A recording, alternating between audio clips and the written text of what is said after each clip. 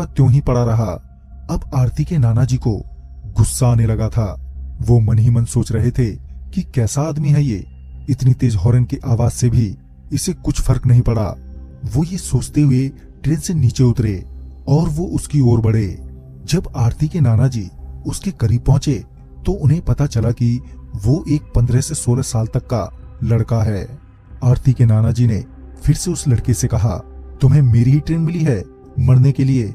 ये बोलते हुए आरती के नाना जी आगे बढ़ ही रहे थे कि वो लड़का एकदम से खड़ा हो गया।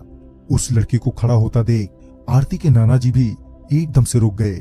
आरती के नाना जी अभी उस पर चिल्ला ही रहे थे कि वो लड़का अजीब सी चाल में उनकी ओर बढ़ने लगा। पहले तो वो लड़का अपनी मुंडी झुकाए हुए आरती के नाना जी की ओर बढ़ रहा था। जब वो आरती के नाना जी के करीब पहुंचा तो उसने अपनी मुंडी ऊपर की तो उसकी नजर सबसे पहले आरती के नाना जी के गर्दन पर गई। वो लड़का आरती के नाना जी की गर्दन की ओर घूर ही रहा था कि तभी ट्रेन में मौजूद आरती के नाना जी के सहकर्मियों की चिल्लाने की आवाज उन्हें सुनाई दी।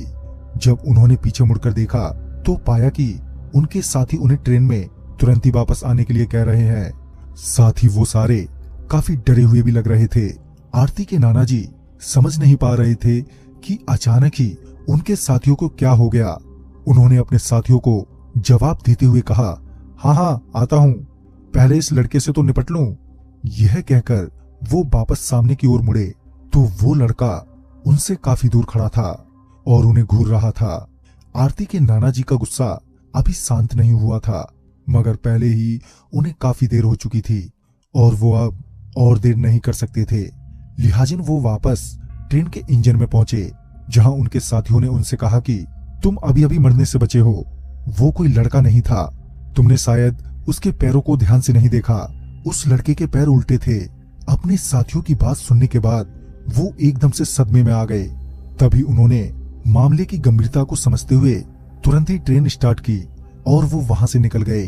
मगर रास्ते भर उनके मन में एक ही ख्याल आ रहा था कि वो तो मुझे कुछ भी कर सकता था। तभी उन्हें ध्यान आया कि वो लड़का उनकी गर्दन की तरफ देख रहा था।